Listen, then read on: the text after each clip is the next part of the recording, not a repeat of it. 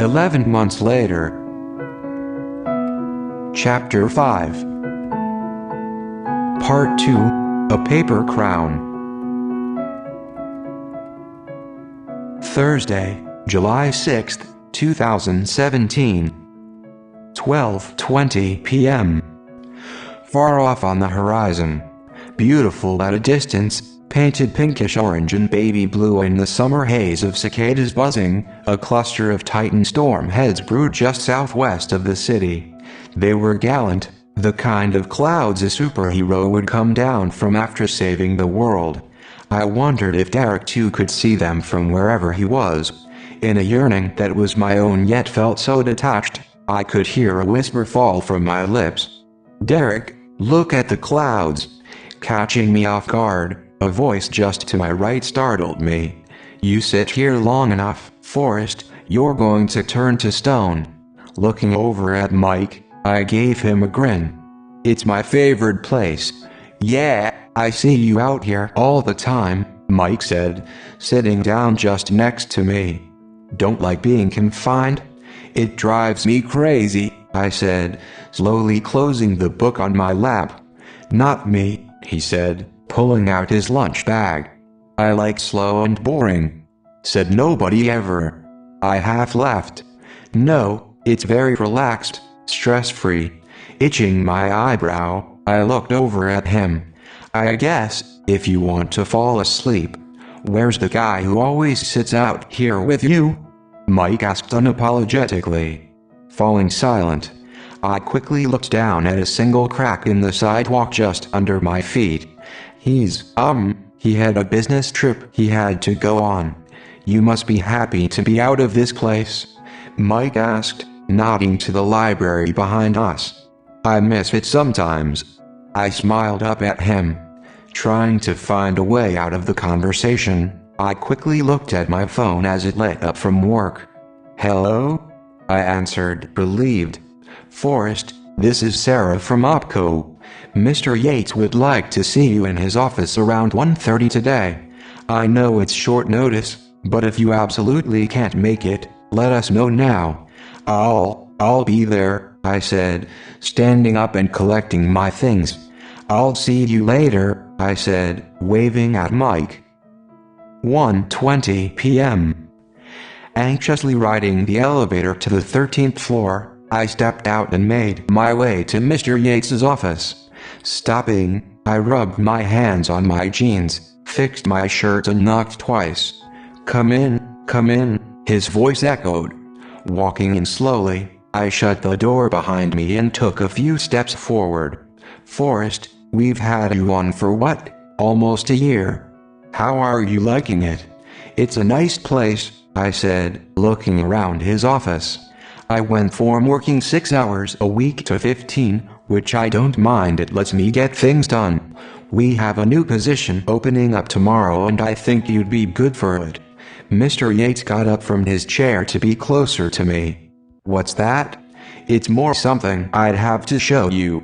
We think you'll be very useful, Forrest, if you'll please have a seat." He nodded to the chair next to him. "You're anxious, I see," he said as I sat down.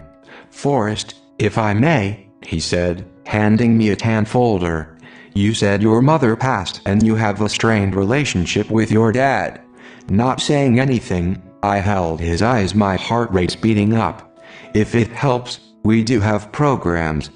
People, if you ever need to talk about personal things, they could help you. It's all strictly confidential, of course." "That's nice to know, but that doesn't tell me what I'll be doing." "What are you expecting?" Dan asked, a smile, snake-like, slithering across his face. "A cubicle and a mini fridge?" "Well, yeah, that's what my other job here has. I'm not sure if I'm qualified to get paid, what, $250 an hour? What if I'm bad at what I do?" "I doubt you'll be." "Forrest, have you ever heard of manifesting?" "Oh, shit," I yelled in my head. "No, you know what," I said, quickly standing up and moving to the door. "I'm not feeling that well, and anyway, I like my small office." But thanks. Slamming the door shut with his right hand as I opened it, Dan stood only inches from me. I could see his stare from the corner of my eyes, fixed and grievous. We pay you well, Forrest. You hardly work. The least you could do is show some damn appreciation and listen to my offer. Let me guess, I said, slowly turning to meet his eyes, my voice now low. You want me to manifest for you, to help grow your companies? It's not going to happen. I don't even manifest for myself. What a waste. Dawn's voice changed. I like it though, it's sexy. You're talking like you have a choice. You can't keep me here, I growled. We legally can. You signed a contract. You can't resign till after 18 months, and the only way you can be let go is if you get fired. I don't see that in your future. You're such a great worker, after all. Sarah, you can send them in, Dan called, sitting on the corner of his desk and picking up the phone. I turned around to the doors behind me opening. 2 security guards stepped in. They'll be escorting us around, just so you don't get any bright ideas. What? I asked, slowly walking up to him. A foot away, I locked onto his blue eyes just above mine. You can't handle me on your own? Scared I could hurt you? You'll be working under me, Dan said, breaking away from me and walking out of the room. We'll be working more closely together, so get used to seeing me more often. Going up to the 20th floor, Dan looked at me. You can go ahead and scan your badge. He showed me the break room, a small cafeteria, and where the restrooms were. We made our way down a well-lit hallway with wooden panels on either side of us. Walking into an almost empty room that faced north, it overlooked the city, with 3 walls made of glass. There were 4 wooden chairs evenly spaced in the middle. Your seat will be here, Dan said, directing me. Distracted, I slowly made my way over to the back wall where 3 marble statues, each almost 10 feet tall, towered. In wonder I held out my fingertips and touched the statue in front of me. Smooth. Steady, the stone felt refreshing on my skin. My mother had said that once everyone found out what she could do, they begged her to save them, that it all became too much. It was no wonder why all the gods were made of marble and ladled with gold. Carrying the world on your back would eventually break you if you weren't made of stone. What are these about? I asked, turning my head to look back at Dan. Have a seat, will you? Dan said, throwing off my question. Mr. Dobrik and Mr. Hanif will be with us shortly. Mr. Clemens, happy you decided to join our team, a tall dark-haired man with a mustache said, walking in followed by one other. I'm Mr. Hanif and this is Mr. Dobrik, he said, directing my attention to the man to his right. And this is Mr. Yates, whom you've already met. To be honest, I'm not sure if you've got the right guy, I said, looking around the space. This is a really nice place and I just graduated college. I haven't started in on my master's, and God forbid if this is really about manifesting, I said, finding Dan with my eyes. We think you'll be very useful. If you'll please have a seat, he said as 3 guards brought over 3 more chairs for the man to sit. The program we had you sign up for is strictly experimental. It brings people like you together into one place and have you all work together. And what's that? Well, that changes daily, he said, clearing his throat. You said people, I said, lowering my eyebrows. There are others? We've noticed that everyone can manifest, bring things to them. Sometimes it works and sometimes it takes years. But with a select few like you, Max, and Taylor, it's not just sometimes. With the 3 of you, it works 100% of the time. You'll be working under Mr. Yates here. Taylor is my employee and Max is Mr. Dolberg's. You'll meet Taylor and Max a little later. We give you a subject or situation that we hypothetically want to happen, and you 3 go to work painting it out in here, he said, touching my left temple. I'm not sure if this will work, I said, standing up. I don't know how it all works, and to be honest, I don't want to. Mr. Clemens, please. We can help you focus, Mr. Hanif said, standing up with me. We've helped the other two. As far as we know, the three of you are the only ones in the world who are capable of this at the moment. Then what's the fourth chair for? I asked, nodding at it in the reflection of the glass windows. It's as simple as this, Forrest, Mr. Hanif said, ignoring my question. You show up to work here every day from 11 to 3, Monday through Wednesday, that's 12 hours. You manifest for us what we have for you, and you get paid. That's it. But we must see results, or your pay will suffer significantly, Dan stated as he got up, fixed his suit. His eyes empty, felt heavy. Gentlemen, if you'd give Forrest and I the rest of our time. Patting me on the shoulder, Mr. Hanif moved the chairs off to the side and walked out. That all being said, Forrest, you understand that you're a valuable asset to us. We can't have you falling into the wrong hands. He circled me like a predator about to pounce on its prey. I stuck my hands in my pockets. We're going to have someone quietly tailing you wherever you are. They can be your active, upfront bodyguard, or they can be passive, blending in. It would make me feel odd if I could see them all the time. You know what? I don't need one. But thanks. I shook my head no. It's not your choice, Forrest. Feeling overly aggravated, my jaw clenched. Forrest, some of the things we're going to ask you to do might sound a little, Dan cleared his throat, odd. May even go against some of your moral upbringing. Your work here with us is strictly an experiment and completely hypothetical and only works in theory. There are no strings or factual evidence that any of this really works, you understand, or can be tied back to OPCO. I guess so. It's going to be the first Friday of the month, Dan said, stopping behind me. What are you doing tomorrow? I might go have a drink tonight. Get shit-faced. I smiled to myself. Come in late. Just as long as you're here by 5 p.m. tomorrow night, you can do what you want. I'm not coming in on a Friday, I said, turning to face him. You are. It's a part of your contract. Every first Friday of the month, you'll be here by 5 p.m. Whatever, I said, getting up and pushing past him. Monday morning at 11, you'll be here in this chair. Oh, and Forrest, don't do anything stupid tonight. Remember, alcohol impairs judgment, especially in someone with your mindset. Pausing for a moment, I looked down at my reflection in the polished tiled floor.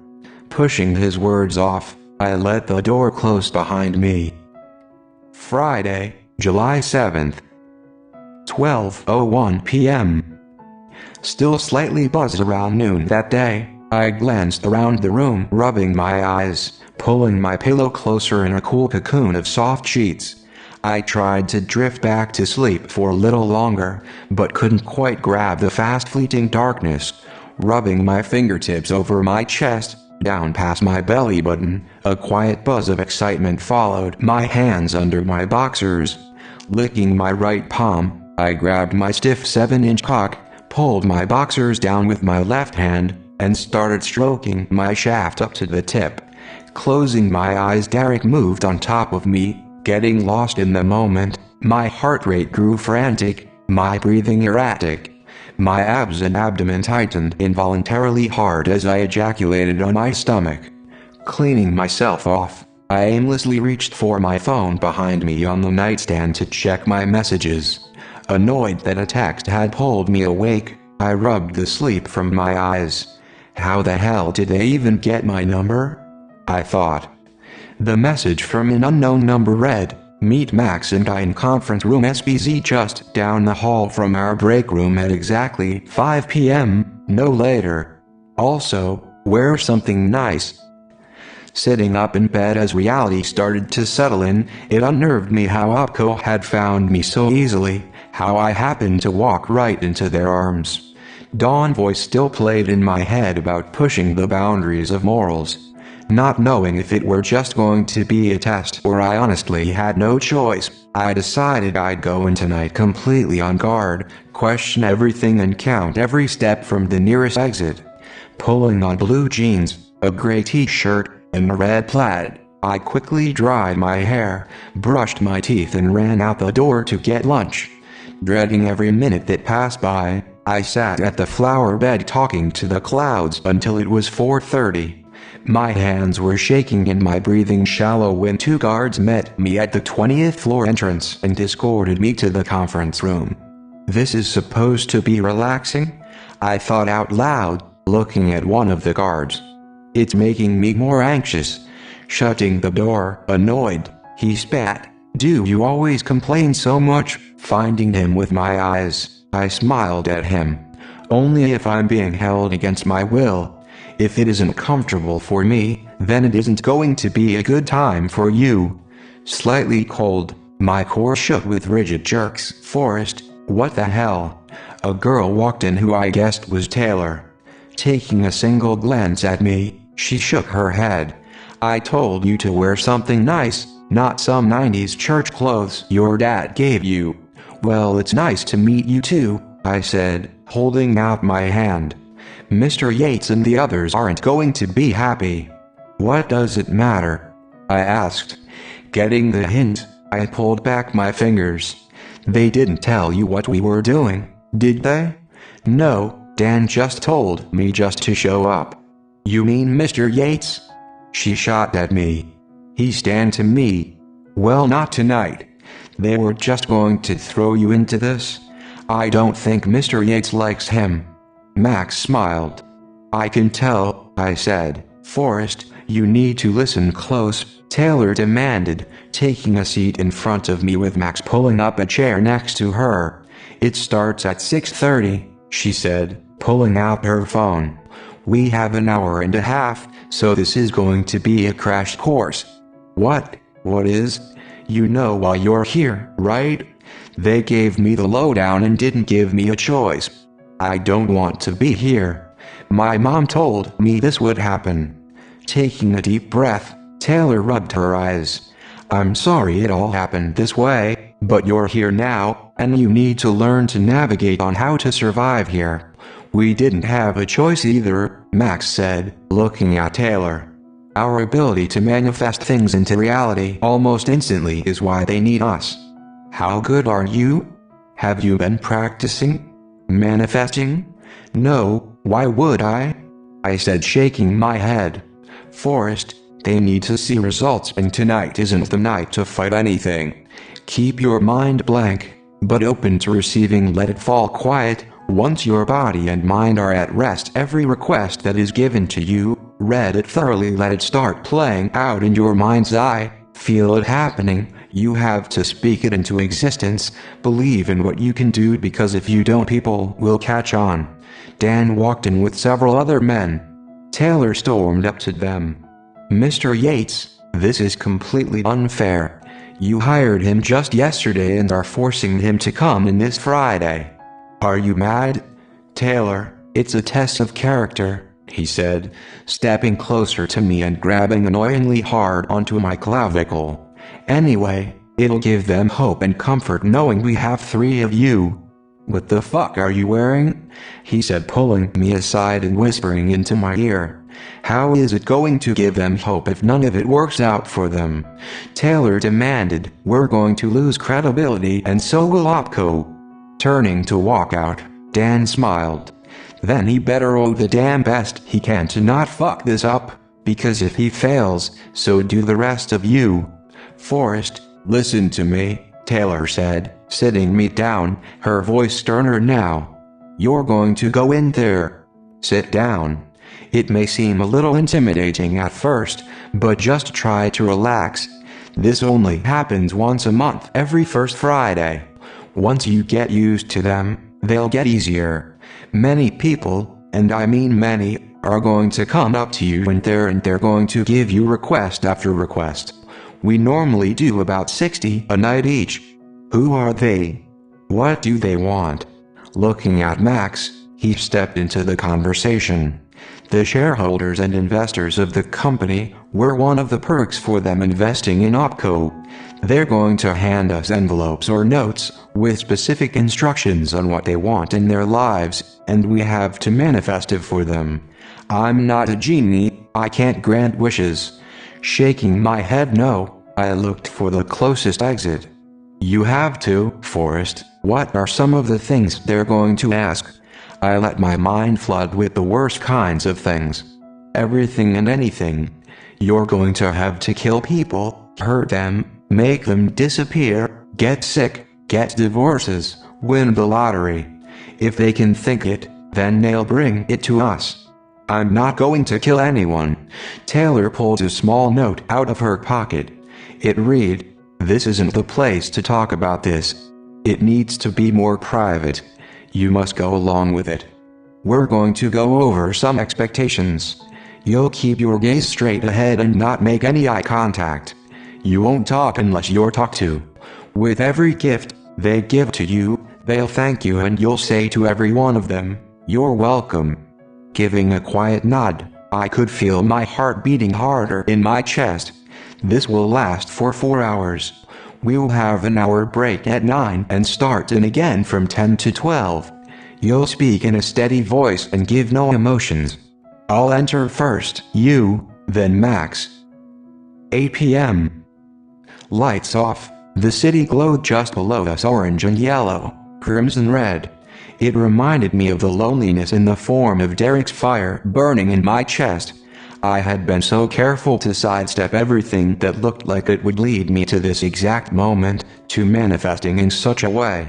I wondered if Max or Taylor knew that in the end, all the negative karma would come back to us. 4 rows of people all sitting quietly were lit only by softly flickering candles intricately placed around the statues behind us.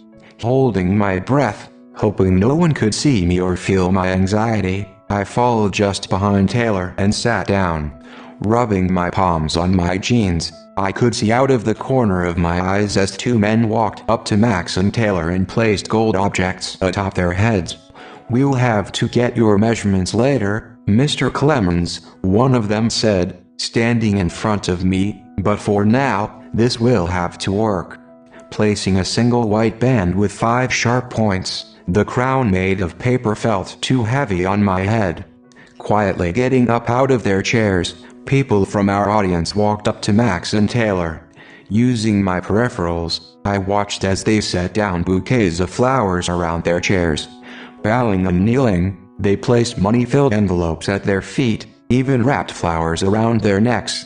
My heart dropping at the sight of the first couple walking up to me, I held my breath. "Please," the woman almost begged, setting several flowers at my feet. "Our granddaughter Alice is sick. The doctors say it's terminal." Opening a manila envelope, they directed my attention to a little girl, smiling in a photo. "We know you can help her. Please give us hope. Send her into remission, and as a gift, we offer you this. 10,000 right now, and next month on the first Friday, if there's significant improvement, another 10,000. Please accept our offer." With my mind racing, I could feel my heart growing way too heavy to even be sitting here, let alone having them come at me this way. Wanting to lower my head, I gripped my jeans hard and cleared my racing mind. "I accept this gift, and I will help you." Thank you," the man said, nodding at me.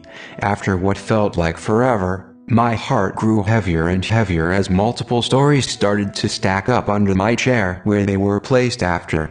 They directed us out at exactly 9. I peeled myself up from the seat and followed Taylor with Max not too far behind. 9 p.m. Exiting, I quickly rushed to the bathroom and ran water over my face. "You have to do this," I yelled in my head. "You can't back out." But damn, every request was just too heavy for me to handle. The pressure to not mess up took the form of a deep sadness in my chest. Forrest, Max called, walking in with Taylor. "I don't want to do this. I can't. I can barely handle my own life problems. I can't take on their expectations. Forrest, everything's going to be fine, Taylor said, walking over to me. No, I made promises to every one of them that everything was going to be okay. I don't know that. I mean, what, other than me hoping that everything works out for them and it's just supposed to work? You're like us, Forrest, you'll have no problem with it. When it comes, it will all come easy to us. Now look, we're going to be back in there and finish this out. Next we're going to each be given something to demonstrate our abilities, that we still have them. It gives them hope. Forrest, we can't mess this up. Is there anything out of the ordinary that you can do that will let them believe you're different from everyone else? They want instant results. I can't do this, I yelled, taking several steps back from them. I don't want to do this. I'm making so many golden promises from under a paper crown that I don't even believe me. We don't have a choice, Forrest, that's what we're trying to tell you. Shouldn't this be enough? I asked, shaking my head. Now we have to prove ourselves. Shouldn't the fact that we're helping them be enough? You know it as well as we do, Max said, walking over to the sinks and resting against the counter. It's never enough, and it will never be. 10 p.m. Draped in flowers, with a beautiful light yellow flowering dress and a crown on her head, Taylor stood up and walked to the glass windows, staring out at the city's skyline. Hearing a soft rumble on the horizon just to the east of us, Taylor held her pointer finger to the glass window. Counting quietly, she tapped on it. The rumbling grew louder and louder. Flashes of lightning sparked in the sky, moving and fast over the city. I slowly stood up to get a better view of the clouds and the flashes of dancing lightning in the air. Sliding her finger along the glass, she pointed to the mountains, striking the forest below with lightning. Pines glowing orange in the night air, the blaze looked like a small firefly from up here. Taylor took several steps back. A bolt of lightning struck the window with a loud crack. She ducked down. Glass falling into pieces. Forrest, Dan yelled. Put it out, he said, nodding to the fire that was growing bigger by the second. How? Just fucking do it, he hissed in my ear as he moved to my right. Taylor, just visualize it, she whispered. Some kind of rain or take away its oxygen. The fire only grew bigger. I could feel its heat forcing me to take a step back. Derek's words burning into my skin. I'm going to stay here, so you can see me and you can sit there, lonely, knowing I want nothing to do with you anymore, and I hope it destroys you inside. I can't stop it. There's nothing I can do, I yelled, looking wildly around, frantic. Dan smiled at me. You better, he said, moving in front of me, or it's going to spread, and it'll be all your fault. You'll have burned down this entire city along with these mountains. A lot of people are going to lose everything. I'm not a superhero, I yelled. Someone do something. Please. Candlelights flickered from the broken window. They quickly died down, settling the room in a dark blue light, falling silent with the candles as if all time had stopped. Dan hit the floor hard. A dark slithering mass crawled in from the broken window, moving over the floor. Snake-like, it wrapped itself around him. Dark-eyed, two empty voids, Dan slowly stood up, fixed his sleeves and started circling me in slow strides. Everything about his demeanor was off, the way he held himself, the way he walked, even his voice as he spoke out. I was wondering when you'd call out. You know all of this is going to kill you. You'll never survive all the karma they're pumping into your veins. I have to say, it's beautiful. No butterfly or flower can get close to you without turning to ash. You created a visual masterpiece. Your opposition and contrast to love is magnificent, almost poetic. Refusing to look at him full on, I kept my eyes locked on his chest. You shouldn't be in his body, I spat. Who are you? Whatever you are. Who? Dan here? He's a walking piece of shit. Both of us know that. His cells are so drenched in nectar that it's easy for me to consume him. You have to go away. Are you ever going to tell them? Max and Taylor? Tell them what? You know that this is all going to kill them too. They've been doing this longer than you have. They haven't got much time left. You don't want to wait too long. I don't even know why you're waiting at all. This place has screwed you over so many times. I mean, hey, I'm all for learning a lesson, so if you don't, that's okay too. Who are you? Have you been following me? I am from the deepest, darkest depths of the earth. All of this is my kingdom. I am not the devil or one of his followers. I chose my own separation from the light. I need nothing from them. I am my own. It's not if you die. It's when you do. If you'd let me, I could catch you. I'd never leave you. You could keep manifesting like you are. And all the sweet karma they call dark matter would only fuel us. It's okay to want good for yourself, to have your own back. That greedy good-for-nothing light being will abandon you just because you made a few mistakes. They'll strip you of your gifts and leave you to die as if you were a piece of trash. They don't care for your struggles. If you beg for their help, they'll only tell you that this is what you wanted, and that you should be grateful. They won't talk directly to you, but they'll talk amongst each other about you. You'll have no say because you know nothing, and they'll have the last say because they know everything. Why are we like this? Why can we do this? The light beings that live in the stars select 3 individuals who are most connected to spirit and earth. They encourage them to do their work for them because they can't set foot down here. They didn't even give you a choice really. They forced it onto you because, let's be honest, would you have wanted this? I'm not mature enough to do this, I would say. I would tell them no. That doesn't matter to them. To refuse any kind of gift from them, to reject it, would be disrespectful on your part, and they would hold it against you, like they're about to. Now I didn't get to know your mother, but she was selected by them and killed by them. Why did I follow in her footsteps? That's difficult to say, Forrest, but my guess is that where you and your mother grew up, there must be many light beings hiding out. They can live in all kinds of things. Bodies of water, trees, mountains. I grew up in the Dakotas. We don't have really anything they could live in, but there was always this rainstorm that would go over the prairies. I noticed, dark blue.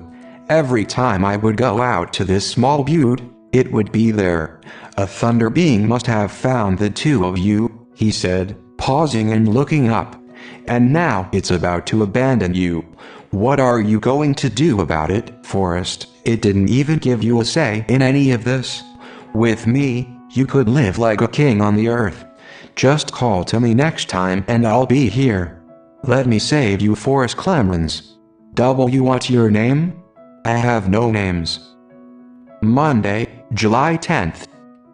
Heavy, clay-like, I slowly stood up as if my body had already outlived my mind. Looking at Derek in the reflection of the window just to my left, he smiled softly. Derek, look at the clouds. I was able to whisper through the painful tightening in my neck. They look like the same clouds that were in the sky the day I met you. You'll let him destroy you, Dan said, quietly walking up to my right. It's for the best that he's gone. Now maybe you'll learn.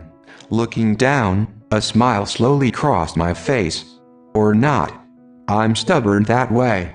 Forrest, you were chosen to be a king. Start acting like it. You're too submissive, weak, vulnerable. Our people will notice and lose faith in us. In a flat tone, I spoke. Don't mistake my compassion for weakness. You could never really be here. Well, he was here. I never paid much attention to details before I met Derek. Now I can't forget. Also, I wouldn't have said it like that, Dan. You don't want to put it in my head that you had something to do with him leaving, that you asked Max or Taylor to get rid of him. Looking over at him, my voice shook. Because if you did, I'd kill you. You drove him away yourself, Dan growled. You didn't need our help for that. He saw everything he didn't like in you, gave all your imperfections more life than the few beautiful things inside you, so when he left it was easy for him. You need to stop, I said, taking a step to my left, away from his painful words. Don't you get it, Forrest? It was always everyone else before you. You're wrong. He told you from the start. He told you that his career was the most important thing to him. Next to his family. You'll never be a part of his family. I don't have to listen to this, I said, turning to walk away. Grabbing me by the arm, Dan turned me to face him. Then why did he tell everyone else that he was going away and you were the last to know? Dan yelled, his face burning red. Why didn't he invite you to his going away party? Why did he block you on all social media? He can't even stand to look at you. It was always everyone else before you, and it will always be everyone but you. Say it. No. Say it, say it. Everyone but me, I said, the words boring into my skull like a drill. Yell it. Everyone but me. Again, Forrest, at the top of my lungs, I screamed, everyone but me. Over and over again. I cried out till it hurt my chest and my throat ached. Brighter than a lightning flash, rage consumed my chest. With shaking hands and a clenched jaw, I tore away from Dan, scared that his words were the only truth I had come to know. He left you broken, let you believe that you're the embodiment of your mistakes, and you wear it like it's some kind of plaid shirt he left at your house. So, you can look up at the clouds all you want, but he's never coming back down to fix this, or you. That's just the kind of man he is. You need to stop wasting your energy on a cluster of flowers that never cared in the first place. It isn't normal for a butterfly to stick to just one flower its whole life. Wiping the rain from my eyes, the last of my fading hope fell from my cracked lips. He used to care. I don't think so, Dan breathed. I could feel it, the start of something. Trying to catch my gaze, I could see Dan shake his head from the corner of my view. Did he ever try to hold your hand? Look at you like you were really something? Make future plans with you? Sprinting back through my memories, running fast, I realized that Derek did look at everyone the same way, always with the same smile, the same level of excitement. Frantically, I tried to hold on to anything I could as the once bright-colored flowers lost their vibrancy, burned black and withered away into ash. He kissed me once, I whispered with red, smoked burnt eyes. I flinched at the piercing loud cracks forming at eye level in the window just in front of us. Hands out cautiously, I took a step back as if it were a frozen lake I had walked out too far on. The glass ticking, splintering, jagged shards crawled from window frame to window frame. Dan moved closer. Stop trying to make something out of nothing. Maybe you just manifested him to you because you were lonely. He never had a choice. Turning to walk away, I stuck my angry, shaking hands in my pockets and pushed off his words. Oh come on Forrest, nothing's ever really magic with you, Max, or Taylor, Dan called after me. Nothing happens without your consent. If you want him back, force him to stay. Give him no choice. I would never, I said, pausing in my tracks. I could never. You're a damn king, Dan growled, grabbing me hard by the shoulder and forcing me to face him. Stop playing the victim card to situations you created. Make it all work out the way you want. Life happens to people, I yelled, yanking away from him. But not to you. Forget about him, Forrest. It's time to get a life, your own life. Opco could give that to you. We'll take the three of you and travel the world, bring you in front of kings, queens and they'll bow to you. We could make Opco a multi-trillion-dollar business. The three of you will live forever in comfort. Your kids and theirs will never have to struggle. Derek is eventually going to die. That's something you're going to have to come to terms with. Shoving an envelope in my hands, Dan pushed past me. A group of protesters and activists are making the lawmakers in Connecticut reconsider the deal we've had in the works for years. I need you to get rid of them. Stopping at the door, he turned to face me. By tomorrow morning, they better be gone. 6:15 p.m. Getting out of the SUV, I counted my footsteps. Even though I had walked this sidewalk many times before, the lingering cloud so close to the earth stirred the anxiety in me. The evening sky, a faded mist of soft blue light. I could somewhat make out dark images of lost trees and skyscrapers. Silhouetted in a haunted, lonely haze, pines and oaks towered beyond me, just out of sight. Walking from dirty gold, damp grass onto a damp sidewalk, I found the flower bed and sat. Here my thoughts were my own again. Without going too far back into my memories, I closed my eyes, taking in the smell of sap and cedar smoke. Here I was kind of normal. No stress from OPCO. No manifesting. No sadness from missing my mom. And no worries of Jen. Hey Forrest, what the hell are you doing? Are you stalking me? Derek's voice rang out from my right. I heard you quit the library months ago, and yet I still see you here. Shouldn't you be sitting at a window somewhere? Lonely. Looking at all the scars in your reflection. Not breaking eye contact from his harsh glare, I dared not blink. I see you everywhere I go, and I hate it. You really are a freak. He dropped his head, put his hands in his pockets, and stormed off. Please, don't think that. I called after him. Say you'll take me where you go, I prayed to him as he walked away. It's so lonely here now and I don't know how to fix it. Sitting back down, I looked at my book, the painful knot in my neck. I let out a soft cry. I could feel the tears fall from my eyes and drop onto the book pages. Crying, I put my hands to my face. Fuck. A moment later, hearing a loud bang, I looked up to see Derek kick the trash can next to him several times, coming to sit next to me, on my left. He dropped his shoulders. Forrest, I didn't mean that. Derek rubbed his eyelids. A part of me just wants to hurt you as much as you hurt me. I know how unhealthy that sounds. My heart now thumping painfully against my chest bones. I hated that he only thought the worst of me. I've given you nothing but space, but this is my spot. I was here before I met you, I was here while I knew you, and I'll be here after you're long gone. I didn't recognize this man anymore.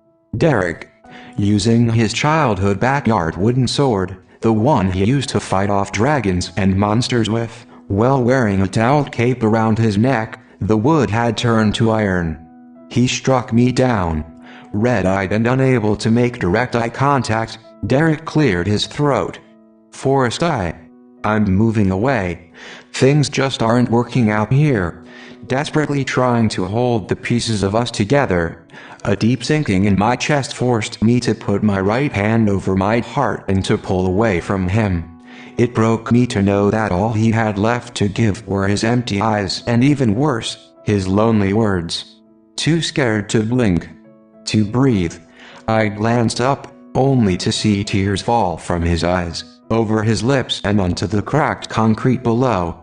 Staying quiet for some time, Derek finally found me with his gaze. It's a lot of things, Forrest. You can't find a way to stay? I asked, almost begging. It's because of me, isn't it? Derek, I'll go away so you can stay. I don't really want to go away. I only love this place because of you. My job here, it's just not what I thought it would be. I know it all sounds confusing. It's confusing to me too. I've been here almost 3 years and it already feels too long. I'm trying desperately to make this work, but I don't know how. Standing in silence for an agonizing 5 minutes, Derek finally wiped his eyes, looked over at me, put his hands in his jacket pockets and spoke. I'm sorry, Forrest. Tuesday, July 11th. Having an early dinner with Kevin around 4, I sat quietly as he went over his week. "Hey, you seem out of it. Are you okay?" "Yeah. I didn't sleep well." "Nightmare?" "Yeah. I woke up in a sweat screaming." "That bad, huh?"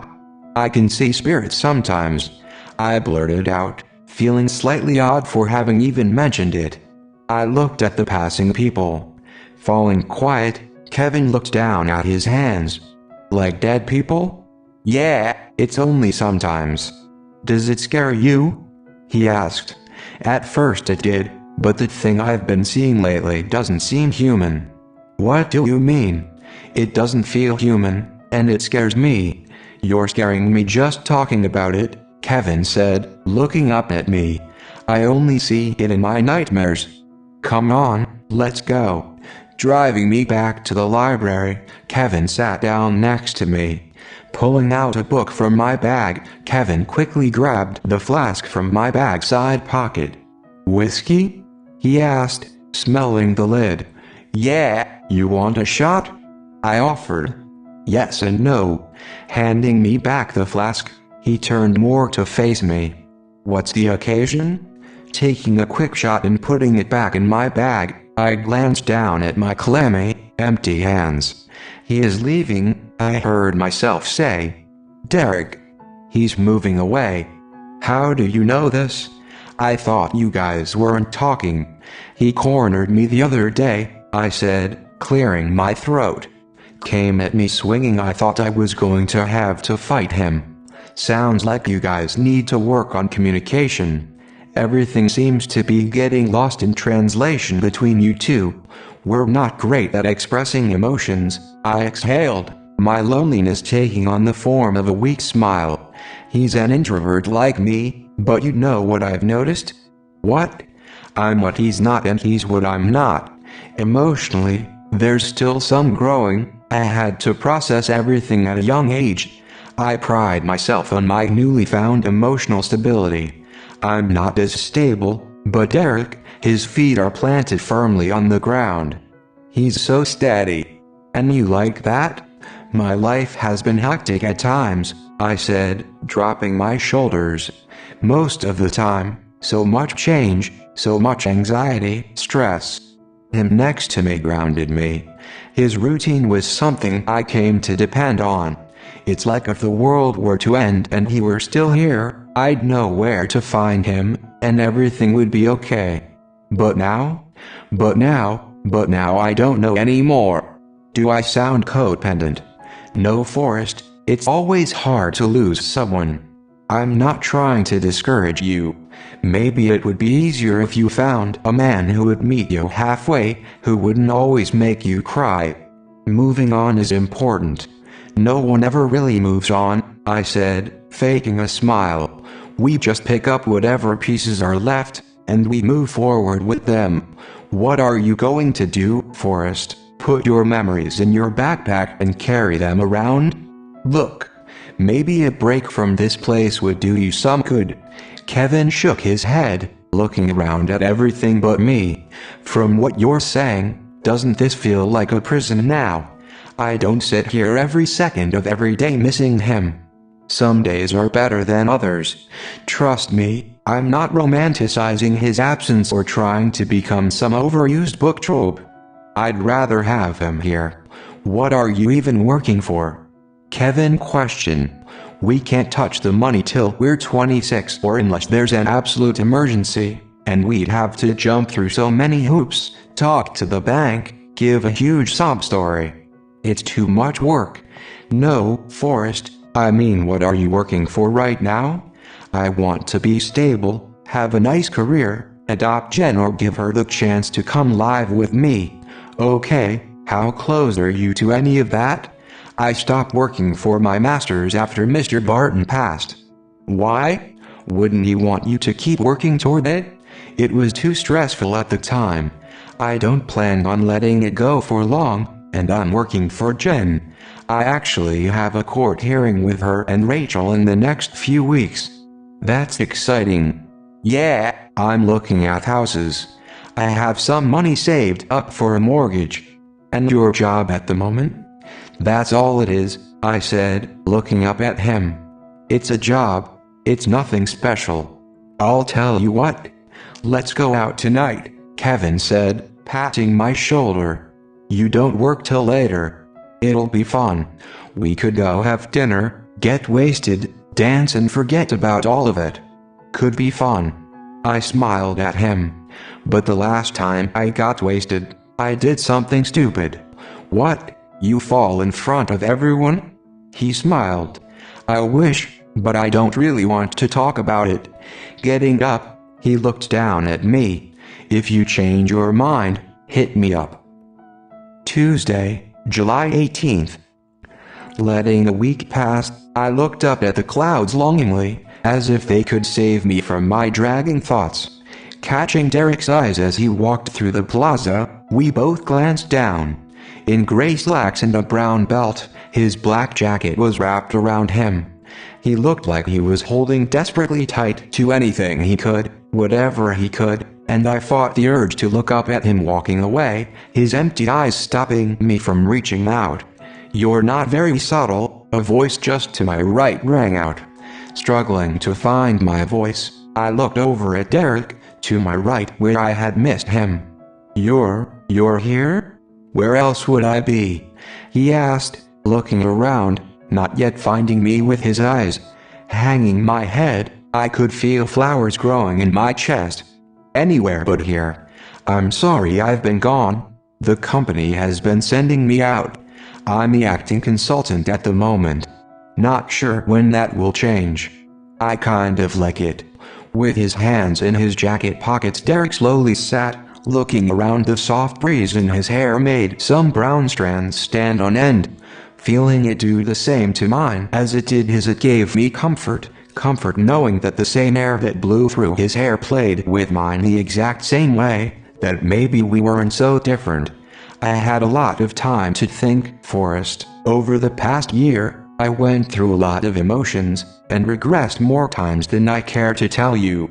I opened up to you. I wanted to show you everything about me, and I wanted to see your world. I see now that I may have moved too fast. It's just when you meet someone you care for, you try and catch up with each other as fast as possible so you're both on the same page and you can move forward together. I was so upset because I care for my family. For you. From inward out, I was hurt because I felt like you were being reckless around the things I love, that I showed you, and you should have known better. But how could you have? You didn't know my dad had heart problems, that he recently had a pacemaker put in. I've been a wreck. I pushed you away because people always say to move on, that this all will pass by and just to give it time, but every time I think about it, it consumes me. The way you see things, you are kind to everyone, everything. You're patient. You step back at all the right times and you hold on to your truth and it all stays constant. Sometimes I wish I could see the world the way you do. I think one of the reasons I can't let this go is because you show me a side to life I all but forgot about, or more so I don't have time for. Pulling out the small leaf from his wallet, he looked at it, then to me, his eyes glowing red. "I can't hold on to this anymore, Forrest. You have to take it back. Forrest, you have to take it back. Please, take it from me." Not knowing if my actions were right, the thought passed through my head like the low floating clouds above us. I slowly stood up and moved only inches from Derek. Lifting my hands to the sides of his face, I ran my fingers over his ears to the back of his head and let my eyes rest in his. Touching my forehead to his for a moment, I let my eyes close with a flutter. Feeling his lips find mine through the darkness of my mind, I pressed into him, pulling him closer by his jacket. His fingertips, pine needles with no prick, slowly moved down my neck, traced over my clavicle and rested on my waist. As I broke away from him, he softly smiled to himself. Clearing his throat, his face turned solemn. "God damn, Forrest." He pulled me in and kissed me even harder. I wrapped my arms around his neck. "You've probably seen that I've been out of the office for quite some time, Derek said, pulling away. Over the past year, on and off. Yeah, I may have noticed. I softly whispered. That's probably not going to change anytime soon, he breathed, and I need you to be okay with that. Taking a step back, I let my silence speak for me. If you're happy, it does make me happy. Rubbing his lower lip, Derek looked behind us. I see you up in the window sometimes. Do you ever see me? Feeling the skin under my eyes glow red, I smiled to myself. It's my favorite place, I said, turning my head and looking at it too. And yeah, when I see you it's like watching a superhero fly away. Is that what you tell yourself? He smiled. Blushing, I smiled up at him. No. It's what it feels like. I missed this. You. Us. Why do you have so many favorite places? He asked, taking off his cap and putting it on me. Is everything always beautiful to you? Taking the cap off, I turned it over in my hands. I got it in New York last year, he said. I was going to give it to you. It's not a crown or anything, but I thought you'd like it. No. It's better. Crowns are too heavy anyway. I smiled up at him.